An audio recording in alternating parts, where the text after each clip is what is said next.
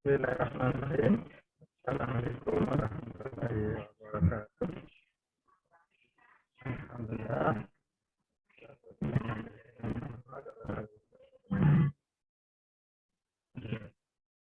Ya, kali ini kita membahas dermaga.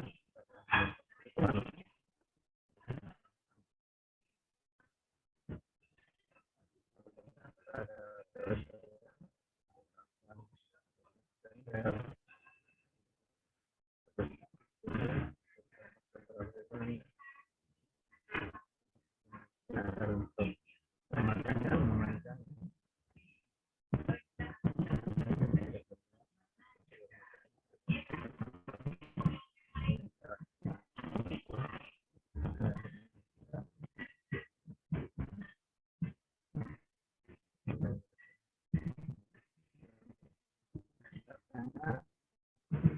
dari kapal, salah satu kapal ini jenisnya Jepang. Kapalnya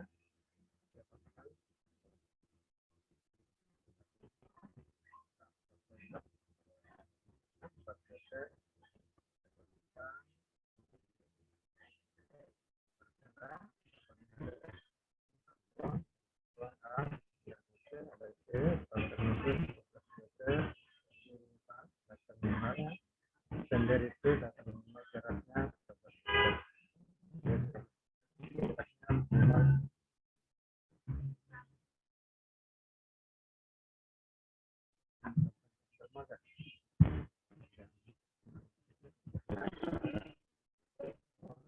doa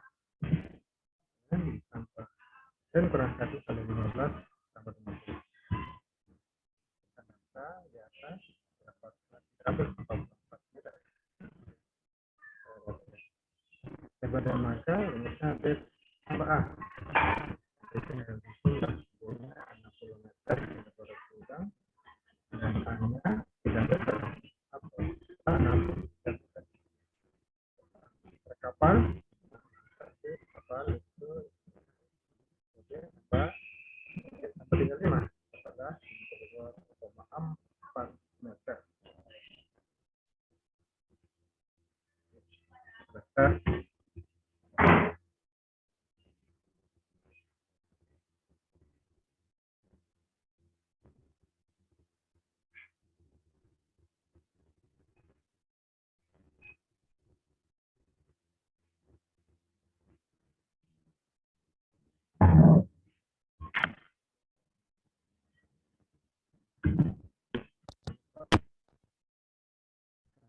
Menggunakan mic. Jadi kembali saya ulangi perhitungan untuk dermaga ya, perencanaan dan dermaga. Dermaga memanjang dengan jarak-jaraknya kapal, jarak terbangunannya. Di sini data kritik kapal, jenis kapal penumpang, bobot kapal 24, DWT, panjang kapalnya 88 meter, lebar kapal 13,2 meter, draft kapal 4 meter. Nah, alur pelayaran 1 jalur. B, ada data B, E, A, C, D. Mana A di sini 3 meter, lebar apron, ya, minimal 3 meter memang. B di sini 60 meter, lebar gudang. Kemudian C di sini 12 meter, parkir mobil memang minimal 12 meter. Kalau D itu fender, jarak fender 13 meter, minimal jaraknya 40 meter. Bisa 10, di sini ambil 13. D. E-nya lebar jalan 8 meter. Nah, solusinya untuk menentukan panjang dermaga. Rumusnya LB N LA tambah N kurang 1 kali 15 tambah 50. Nah, sudah ada rumusnya, tinggal dihitung. Ini dapatkanlah 3,44 meter. Ya, jelas. Kemudian lebar dermaga B tambah A. Lebar gudang 60 tambah lebar apron. Ya, parkir 3 meter. Jadi 63 meter. Lebar aman kapal ini. Aman antar lebar tengah kapal. Rumusnya 2B tambah 2E tambah 35. Jadi S sama dengan 2,4 meter. Panjang udang, rumusnya LV kurang 80 tambah 4T bagi 3. Jadi D dapat 105,3 meter.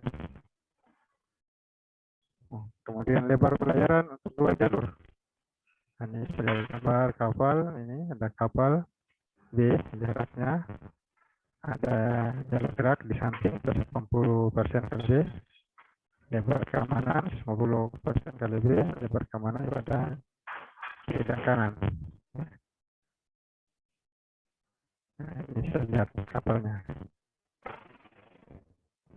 1,8 kali B, 1,5 kali B, 1,8 kali B.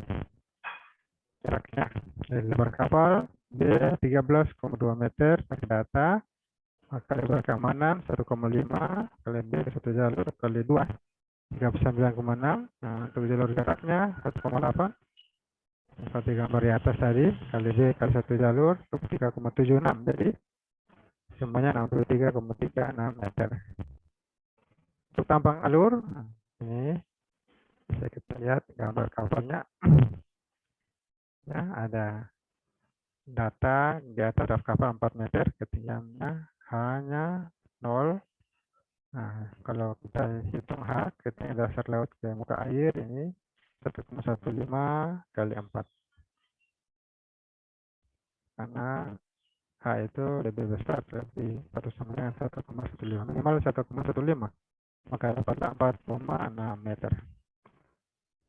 Alur masuk, nah gambar kapalnya, kapal 4 meter, lebih kecil daripada H.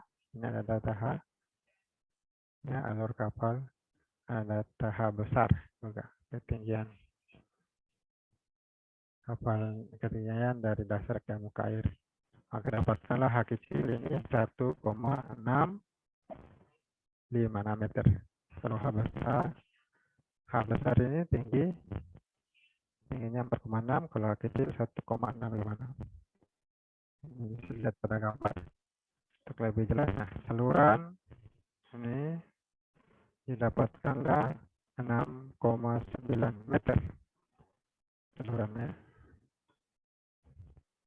Karena rumusnya H besar lebih besar dari 1,5 atau lebih kecil dari 100 meter. Ada aturannya. H-nya, ketinggiannya sudah dapat sampelnya besar 4,6 meter, maka H kecil di sini H besar tambah 2,3, 6,9 meter.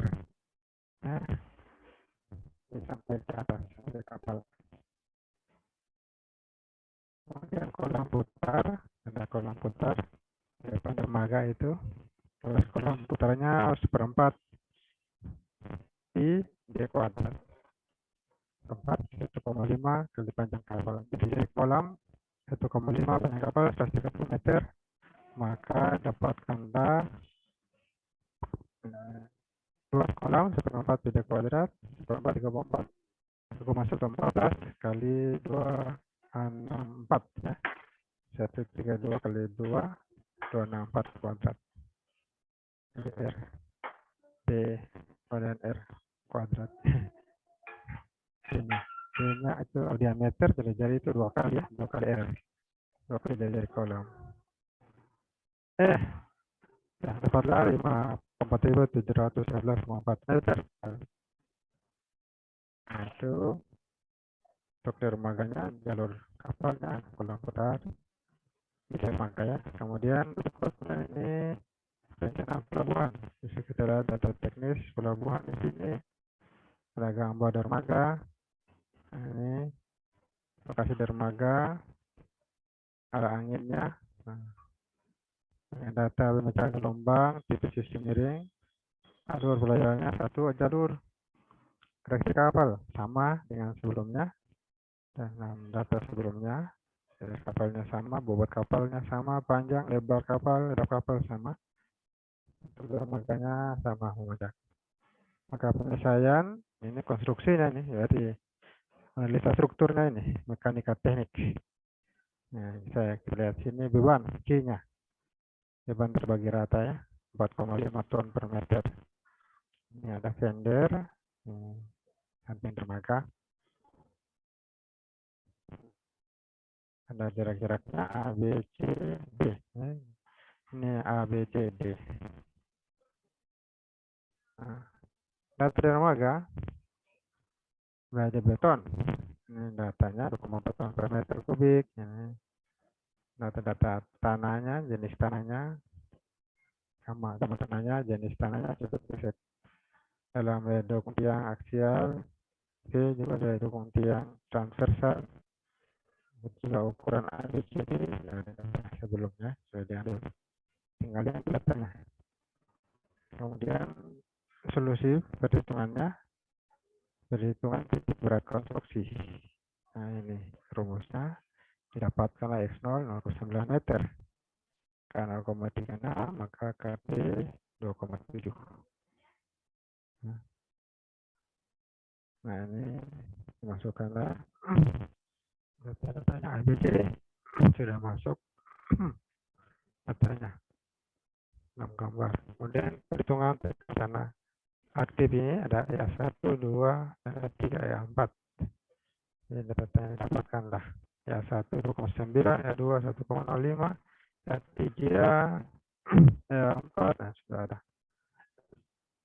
Tekanan tanah pasir 1,3 DO kuadrat. Bukan DO, ini itu DO ya 3, ya 4, dan EB.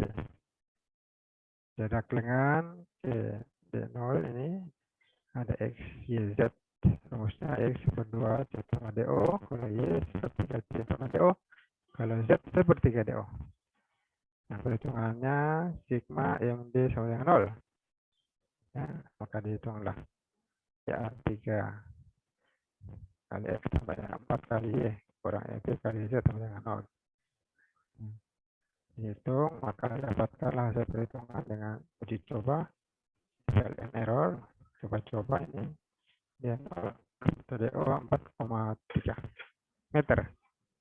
Jadi ternyata memenuhi syarat di bawah 38,18. Diambil 1,2 kali DO, 1,2 kali 4,3 sama dengan 5,16 meter. Yang dermaga dihitung juga perhitungan dermaga. Anda rumusnya A1 sama dengan KA kali C kali A kali 2D dapat 4,67 ton. Dengan terhadap 0 juga dihitung 0,9 meter. Ya 2 1,68 ton dengan terhadap 0 itu 0,6 meter. Momen terhadap titik 0 dihitung dengan minus 5,2218 ton meter. Nah, ini tinggal masukkan angka, saya sudah menggunakan rumus. Padahal yang dari atas ya, sudah selesai perhitungannya, lanjut perhitungan berikutnya. Ini dapatkanlah garis vertikalnya, sigma vertikalnya 55,13 ton. Jumlah momennya 31,83 ton meter. Jadi momen vertikal, momen horizontalnya 31,89 kurang 5,2 26,6 ton meter. Hanya ada juga perhitungan baris 1 baris 3 ini harus ditinjaukan terhadap titik 0. Dari 1 minus 0,9 baris 2 0,3 baris 3 1,5. Jadi sigma X kuadrat dapat dari data ini 3,96 meter kuadrat. Ada juga cek gaya vertikalnya. Baris 1, baris 2, dan baris 3. Gaya vertikalnya dicek. Dapatkanlah data V nya pada 7,73, ini lebih kecil dari P25 ton per tiang, jadi aman. Baris 2 dapat 15,79, ini lebih kecil dari V nya, dan titik 25 ton per tiang, aman. Baris ketiga juga P dapat 23,85, lebih kecil dari P, dan titik jadi 25 ton per tiang, maka aman. Gaya vertikal, gaya transversal juga cek gimana gaya transversalnya. Horizontal rumusnya ya 1 tambah ya 2, jadi 6,36. Setelah masukkan data ya 1 ya 2 dapat 6,36 ton, maka 6,36 T. T sama dengan 6,36 bagi 4, 1,59, lebih kecil dari satu tiang, satu tiang. Ini disimpulkan perlu tiang miring, yang miring. Dengan data-data yang ada, didapatkanlah horizontal, gaya horizontal, gaya vertikal dengan beban titik ini. B itu 7,8 ya, lebih kecil dari 25 ton per jam. Beban vertikalnya 7,73 ton. Beban horizontalnya 1,28 ton per tiang. Kemudian ini ada T, rumusnya rumus didapatkanlah 0,94 ton per tiang, lebih kecil dari T sama dengan 1 ton per tiang, lebih dari 1 ton, jadi 0,9 aman. Maka disimpulkan ini coba uji coba trial dan error di minimum 0,9 itu pengecekan vertikalnya untuk tiang gaya vertikalnya sebelum memenuhi syarat. Dicoba di minimum 0,8, setelah dicoba maka pengecekan gaya vertikal semua tiang memenuhi syarat. Berarti pada perencanaan dermaga ini terjadi overdesign pada pengecekan gaya transversal dengan D minimum 0,9 dan D 0,8 meter. Ini yang memerlukan tiang miring. Nah, ini perhitungan mekanika tekniknya, konstruksi untuk pelabuhan. Terakhir ini pemecah gelombang. Ini ada perhitungan pemecah gelombang. Nah, di sini.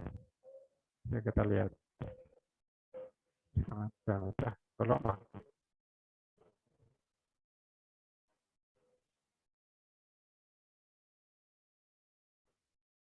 Menggunakan tipe dinding miring. Ini bangunan pemecah gelombang. Ini sisi pelabuhan. Pemecah gelombang atau breakwater ya. Ada beberapa jenis, salah satu jenisnya tipe dinding miring. Ini datanya, jenis pemecah gelombang sisi miring. Kedalaman lautnya minus 7,7 meter, dengan dasar laut 1/50. Tinggi gelombang lokasi pemecah gelombang 2,7 meter. Periode gelombang TS 8 detik, berada di laut 1,7 ton meter kubik. HWL, yang WL, DLL, LWL semua sudah terdatanya. HWL 1,7 meter, yang WL 1,7 meter, LWL 0,295 meter. Dengan sisi pemecah gelombang ada 1/2, 1/2. Ya, ini sisi pemecah gelombang. Nah, waktu pecah.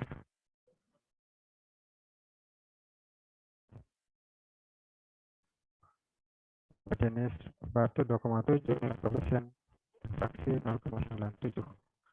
Nah, analisa kedalaman air tinggi bangunan pecah gelombang. Nah, ini kedalaman air. Kedalaman airnya ya 7-7,7. HWL-nya dapatnya -6, 7,7. MWL-nya itu 6,63. Kemudian LWL-nya 7,43 meter. Kedalaman di atas habis pelindung pondasi tumbukan batu 5 meter. H kecilnya. Elevasi muka air tanah ini 2,8 meter. Penentuan kondisi gelombang di rencana lokasi pemecah gelombang. Ini rumusnya LO sama dengan 1,56 T kuadrat. Ya, maka dapatkanlah D per 0 ya. Ini 0,06. Jadi ini rumus-rumusnya. Dapatkan A1 3,47, sebelumnya KS 0,8. Tinggi gelombang divalin dapatkan 3,373 meter satuannya. Kemudian ini perhitungan berikutnya. Didapatkanlah jadi gelombang pecah akan terjadi pada kedalaman 5,18 meter. Ini gelombangnya akan pecah di kedalaman. Jadi kedalaman 7,7 itu belum pecah, ya, gelombangnya belum pecah. Berikutnya dihitung penentuan elevasi puncak gelombang, ya. Ringannya 1,2 nih, sisi puncak gelombang. Tinggi gelombangnya 99,84 meter. Bilangan IR-nya 3,04. Dengan grafik dihitunglah nilai run up dari batu pecah 3,10 meter, 3,1 meter ya. Ini ada beberapa rumus. Kemudian dapat tanda puncak gelombang, nya 5,3 meter. Berikutnya berat butir lapis pelindung. Nah, ini didapatkanlah W 4,3 ton. Berat butir lapis pelindung. Lebar puncak, bagaimana lebar puncak gelombang? Nah, ini untuk B datanya 4,08 ke 1,5 dan 3, maka hasilnya 3 meter. Jadi buku perencanaan pelabuhan. Coba lapis pelindung ini dihitung. T dapatkanlah data 4,04 meter. Jumlah batu pelindung ini T juga. Biar satuan luas 10 meter kuadrat 47,49. Ya. Nah, kemudian di sini dimensi meter gelombang sisi 3, T minus 3,3 meter. Maka dapatkanlah dasar B lebih besar atau sama dengan 3/4 kali tinggi meter gelombang sisi 3, ya, sama dengan 2 meter, kedalaman 2 meter. Kedalaman gelombang ini rumus-rumusnya. Ada koefisien tekan gelombang, ada 1,